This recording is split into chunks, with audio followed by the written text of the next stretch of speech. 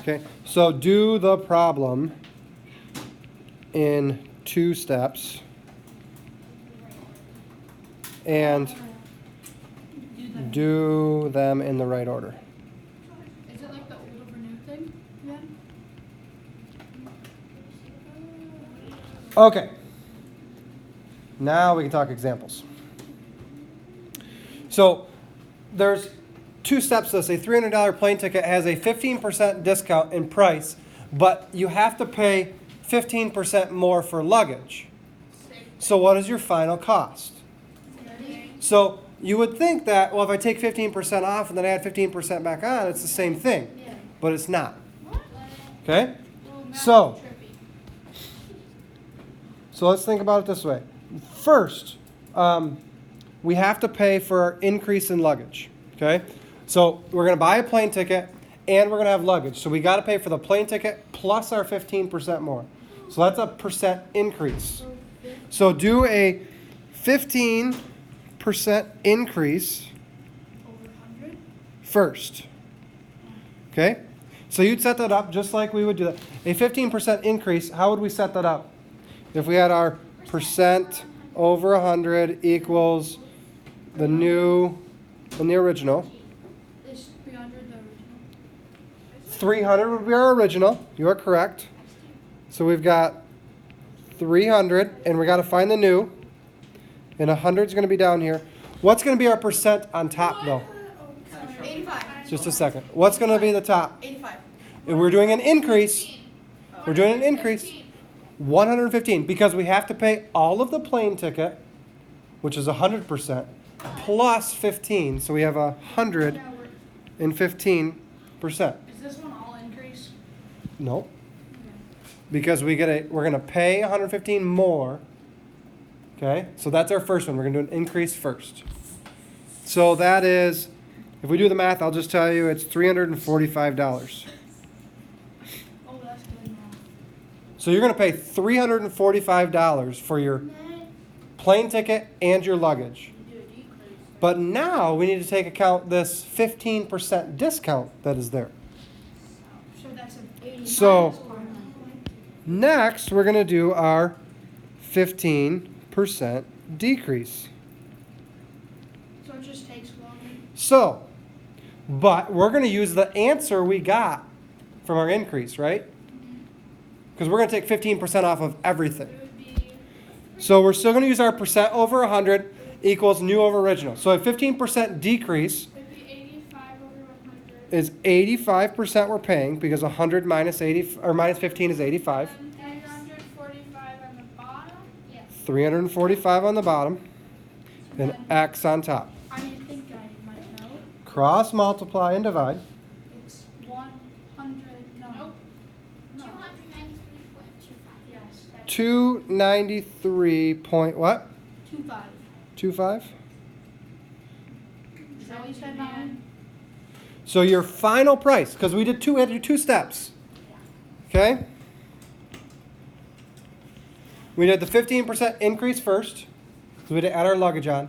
And then we did a 15% decrease second, but we took that $345 of what we're going to take all of our money off of.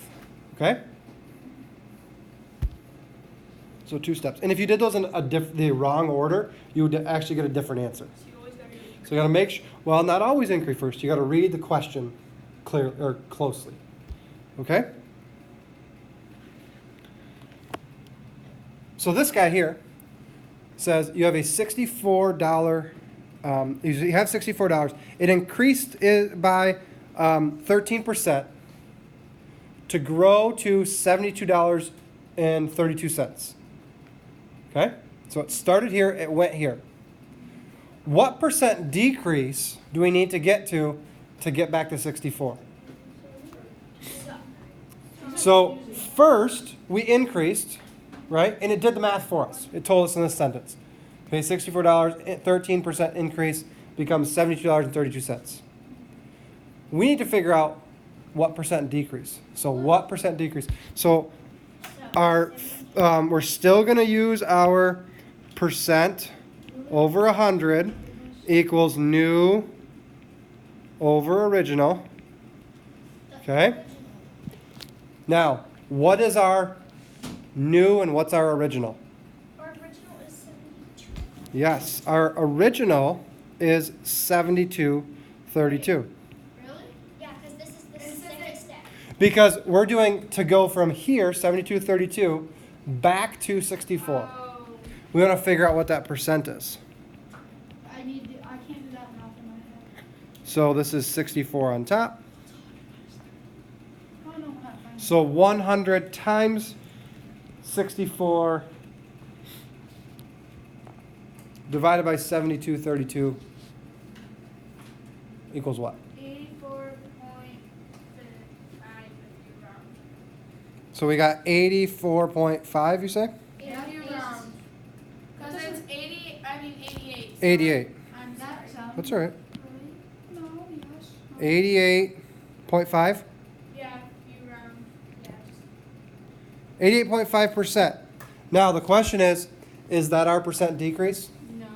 Or is that how much? Because you have to minus It is. 100. So we got to do 100 minus that. Negative. So we do our 100 minus 88.5 equals 11.5%. I want to talk a little bit about simple interest. Simple interest isn't real common in the world, but it's a little easier to understand math-wise, so we're going to stick with that one to start. Later in life, you'll learn about compound interest. But so I don't know if any of you have bank accounts, but when you put money in the bank, every month, or I think my bank statement comes by email every 3 months, and it says, you got this much interest on your money. Well, interest is the bank pays me, because I put my money in the bank, and they, like if Adam needs money, he'd go to the bank and borrow money, take a loan. Well, the bank just doesn't have unlimited amounts of money. So to loan Adam money, they've got to use somebody's money. So my money is sitting in the bank, so they loan my money to Adam. And they pay me interest because they're using my money. Does that kind of make sense? So you're making. So I'm making a little bit of money, and really, you don't make much interest on bank money.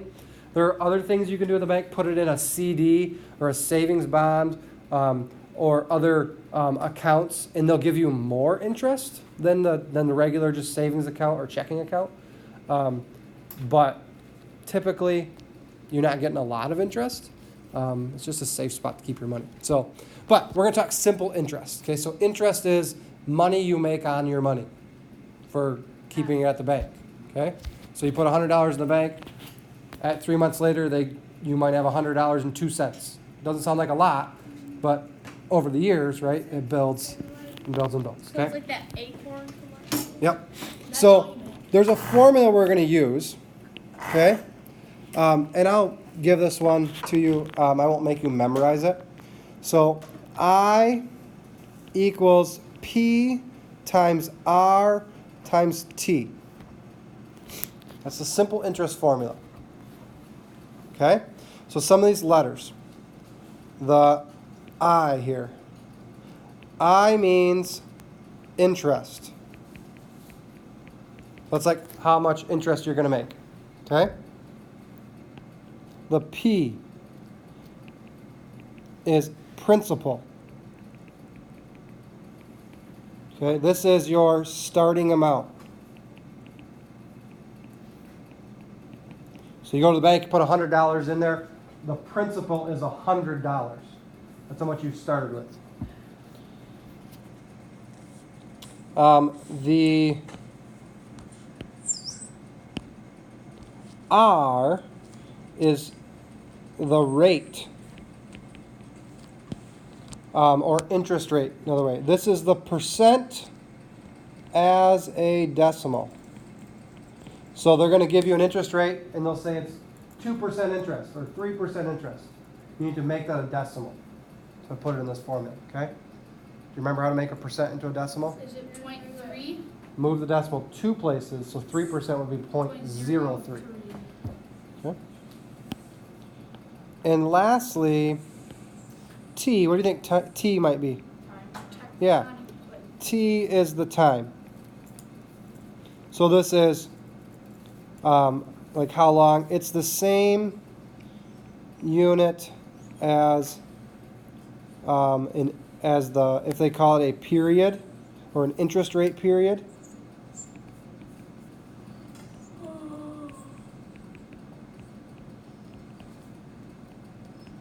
So if they say the interest, like that says for 6 years. Okay, 3% interest for 6 years, and the next problem there, so the time would be 6 years. Okay? Okay.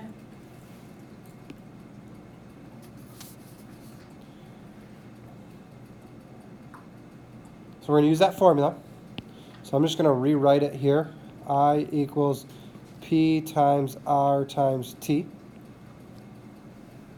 It's always easier to remember the formula if you write it a bunch of times.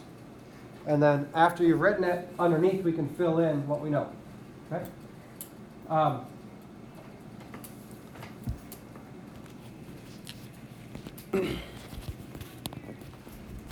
So, you go to college, $40,000 you have to borrow. Okay? It's a lot of money, right? And you're going to get 3% interest, that's the interest rate, for 6 years. How much interest, that's the big I, will you have to pay at the end? So that's what our formula is going to tell us. And then what is the total cost, right? Because you're going to have to pay your $40,000 back when you borrow money, right? You can't borrow $40,000 and just pay back the interest. That'd be kind of nice. But they want their money back too, right? Okay, so let's fill in what we know. We don't know the big I, okay? Do we know the principal? Yeah, Our starting amount, 40,000. So we got 40,000 is our principal. Do we know the rate? Yes. Yes, what's the rate, Adam? Would be sorry, I'm not 0.03 because it's 3%, so 0.03. Do we know the time? 6 years. 6 years. 72. So 40,000 times 0.03 times 6. So I equals $7,200. So $7,200 is what Oh, interest. the interest you have to pay. Okay? You still have to pay the 40,000 back, but you also have to pay them for letting you borrow their money. So is it 4,000? So what's the total you have to pay? So the total pay is 40,000, your principal, plus 7,200. And that equals what, Adam? 47,200. So you borrow $40,000 and you need to pay back $47,200. So the bank makes some money, but you got to use their money for a few years. So any questions on that? No. So using that, so that big I is the interest you would have to pay, not the interest rate. Are you always trying to find interest or the Will it question say if it's a simple rate thing or not? Or something? So most of it will tell, well, you're only going to use the simple interest. You're only going to use that formula, okay? We're not gonna do the other thing? No, you will do the other piece, the percent increases and decreases. But for simple interest, you're only going to use that formula, okay? Are you trying to find the I you're- every time or Not every time. Sometimes you're going to have to find P, or sometimes you're going to find T. would you just divide? So then you just would do all the other pieces that you have. You need at least all the numbers but one, Yeah. right? And you would do all those and then divide. Okay? Good. So we've got, for assignment here, page 309, 1 through 9, 10, 11 through 10, 11, 13 through 15, 17 through 20, 23 through 23, and 25 through 31. Whew, that was a tongue twister. And then some chapter review stuff. We'll work on all of that tomorrow, though. What's the bottom?